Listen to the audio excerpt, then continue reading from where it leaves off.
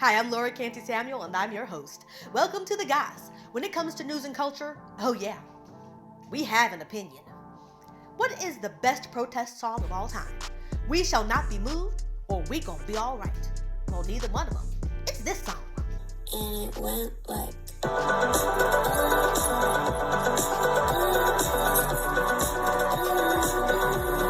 Okay, sure. Maybe this song and the accompanying video don't speak directly to civil rights or equality at all, but they do seem to bring us together as one. People love this. They love this little goat. And every time we hear this song, we stop, we appreciate it, we love whoever made it, no matter who they are.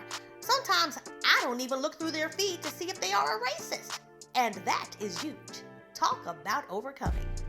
Each week, the Goss team will touch on an important news-related topic and give you just enough information that you'll realize it has been 55 years since the Voting Rights Act has been passed. The Voting Rights Act is the same age as Chris Rock. They were both love children of the civil rights movement. Both came into being due to the unstoppable forces of passion. Both are great with words. Both are amazing acts. Just think about it. Chris Rock's mama, papa, and maybe your favorite elementary school teacher could not vote.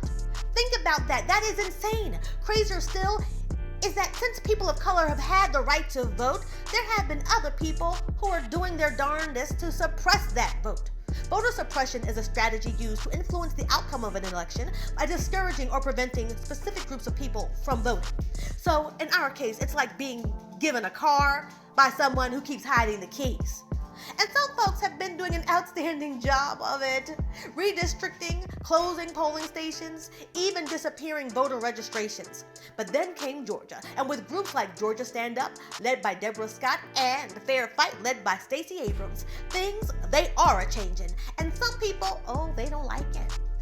But as Brother Martin said, the arc of the moral universe is long, but it bends towards justice. And though we are on our way, the days of protest have not come to an end. As a matter of fact, there is a lot to protest every day. So here are my top 5 protest songs to use in your day-to-day life. 1. The service fee should include tips for deliveries. 2. K-A-R-E-E-N. Somebody better come get Karen. 3. We're season 2 of Bridgerton. Oh, Bridgerton. 4. Say it loud. Save it to the cloud. 5. Masks, good God, what are they good for? Well, protecting you, protecting your fellow citizens, protecting your family, keeping us all safe. Don't be selfish, put on a mask. And that is my hot goss. And now, to our chief correspondent, Pavar Snipe. Thank you, Laura. It's not possible to be in favor of justice for some people and not be in favor of justice for all people. Dr. Martin Luther King Jr. I would like to amend that for 2021 and say, it is not possible to believe that some people can be assholes and not believe that all people can be assholes. I'm here today to talk about assholes with disabilities, or the rights of people with disabilities to be assholes. You see, I have a disability, and I oftentimes am an asshole. It's time for people to stop thinking that everyone with a disability who gets out of bed, scratches their junk, and goes about their day is some warm, kind, wonderful, loving, inspirational Care Bear of a person. There never was a disabled Care Bear. Sure, there's been some representation of assholes with disabilities on television, like House, that white girl on the CW who's supposed to be blind, Drake. What is this picture? Okay, sure, Drake. I just hate his house, and I just wanted to talk about it for a second, okay? Anyway, one person who was a hero and inspirational to the world, he led our country through World War II to victory, but he was also an asshole, is Franklin Delano Roosevelt. The president had 6 children, a wonderful wife, and he also had mad hoes in his house. Look it up. Case in point, I had a roommate years ago, and we were the best of friends, and one day she and I were both getting ready for work, and I'm in the kitchen, and she comes to me and she says, Pavar, I just want you to know that you're amazing. You're so warm and brave. And I stopped her and I said, bitch, I'm making coffee. I'm not doing anything wonderful or brave right now. I almost kicked your cat yesterday. I didn't, but I wanted to because cats are animals who are also assholes. Needless to say, just remember, people with disabilities are assholes too. Think about this. For every person that's in a wheelchair, there's one that looks at someone who's blind and says, "At least I can see." And for every blind person, there's one who can't see a person in a wheelchair and says, "At least I can walk." And for all of those people, there's a deaf person who says, "What?" You see, that was a very assholey thing to say. And it's okay. You know, I almost edited out all the times I said asshole in this piece, but then I started to put together the rest of this show, and trust me, this just might be the lighter portion. Wait till you see what Shem has coming up.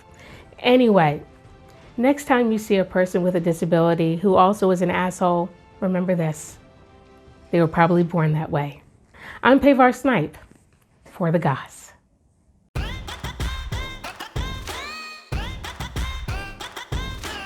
We're talking civil rights here on the Goss. And who better to talk civil rights with than the king? Straight from heaven, the ghost of Dr. Martin Luther King Jr. Oh, yeah. Good evening, Laura. Good evening, Reverend King. Reverend King is my father. You can call me Martin. Okay, you seem to be in pretty good spirits. Well, I am in heaven with unlimited drinks. It's like Saturday brunch, but for free and nobody throws up at the end. Oh, that sounds great. I can't wait till I get there. Don't do it the way I did. So, Martin, we're talking about civil rights here on the Goss, and how do you think things have progressed since you've been gone? Gone? I was fast-tracked. Put in the 10 items or less line. I got assassinated, Laura. Right. I'm enjoying the advances of the civil rights movement now, and am a little jealous. I wish I had a mobile in Mobile, or a Tweety Bird to send messages reaching millions in an instant. All you have to do is create a Facebook event and people just show up. Send a group text with the civil rights meetup. I really enjoy how informal it is now. T-shirts with slogans on them would have been nice when we marched on Washington, walking a mile in 80-degree heat, wearing a 3-piece wool suit and fancy shoes. People said I was gliding that day. Really, I was just sliding on my sweat with my dress shoes. That's a lot of sweat. It was. Let's hurry this up. Okay, John Lewis. John Lewis is waiting for me. We have a party to go to. Well, listen, you talked about civil rights protests, but what about civil rights in general? You all were doing okay until around 2017. Then we had the Muslim ban, messing with the LGBTQ community, some fighting crime executive orders, which really just meant arresting Black people more, putting children in cages, and voter suppression. It's almost like they made America like the 1950s. Yeah, 1950s America. Great. Again. Well, is there anything you'd like to tell the world before you go? There's my camera. Okay. You're right into the camera.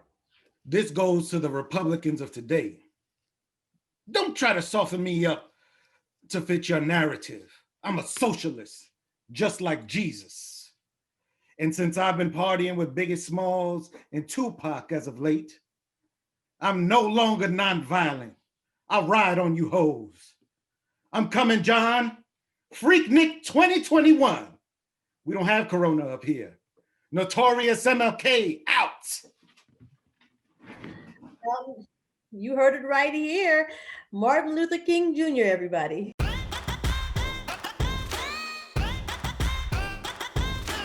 Good evening. My name is Michelle Chan Bennett, and welcome to a segment I like to call Stuff White People Can't Get Enough. I'm sorry. I think there's some sort of interference. What's happening? Okay, sorry, folks. having technical difficulties. Laura, can you hear me in the studio? Wait, what's happening? Buckle up, snowflakes. It's Randy with an I, and you're about to enter the rant zone. First of all, I'd like to salute all my sisters who are correctly citing the Civil Rights Act of 1964 to remain mask-free in the Piggly Wiggly. It's important that we as patriots know our rights. Their steadfast efforts have emboldened me to address a crime that was committed in 2014 and has never been addressed. I think we can all agree that if wearing a mask is a violation of our civil liberties, which it very much is, then I am owed reparations for the time iTunes put a whole U2 album on my phone without my consent. Pretty ironic that it was called Songs of Innocence when it would have cost me audially every time I tried to bop on down to the only corner store in town that sold Bunch of Crunch. My God, given right as an American. More like songs of oppression. God gave us these beautiful hearing devices for a reason, so I'm not gonna subject him to that piece of crap that couldn't even bother to have Beautiful Day on it one time. No, I'm not gonna be a sheep like a concert full of Anglophile suburban dads who just bought a leather jacket to make them feel young again, and their teenage kids who are just happy to be at Madison Square Garden on a school night. Oh, and no one thinks about us, those who in 2014 were still coping with the fact that Taylor Swift had fully transitioned to pop with her album 1989, so weren't in a place to listen to a man whose entire personality is wearing sunglasses 24/7, oh, and his friend the guitarist over here whose whole personality is wearing a beanie 24/7. Listen, I love this country, and I loved the Apple ad with the dance and silhouettes to the song Vertigo. How else would I know that 14 is Spanish for three? But I think we can all admit that giving every God-fearing American that album without their consent was a mistake. And I am owed at least an iPhone 12, or an iTunes gift card, or, I'll tell you what right now, Tim Cook, you can put my album for free on everyone's phone, Born to Hambone Baby. Choice is yours. This has been the Rant Zone with Randy with an I. Consider yourself triggered.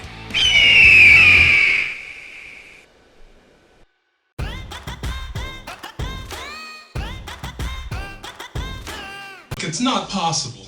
The fate of a whole race hangs in the balance. Look, I refuse to believe that all white people are racist. It just cannot be. It is. The debate explodes like 12 sticks of dynamite.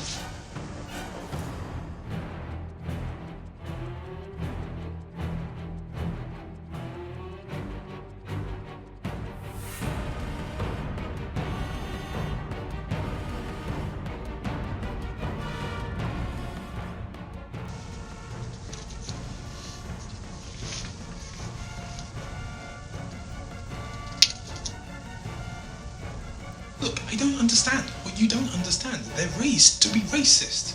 A racist. We can all agree on that joke. Look, it's complicated. It's not black and white. It is! Men with the stench of racism in their nostrils. What's the matter with you? Remember when we went to that party and then the nice white couple invited you upstairs and asked if you could fuck the wife while the husband watched your nigger dick at work? How does that story end? That's not pertinent to this case. Do you think we'll ever stop thinking about how weird that was? Bruh. All Shems whose views of white people hang on one phone call. David, you're my best white friend. I need you to answer just one question for me.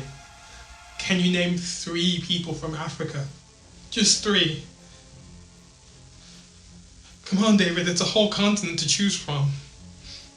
12 angry Shems happening in Shem's head all of the time.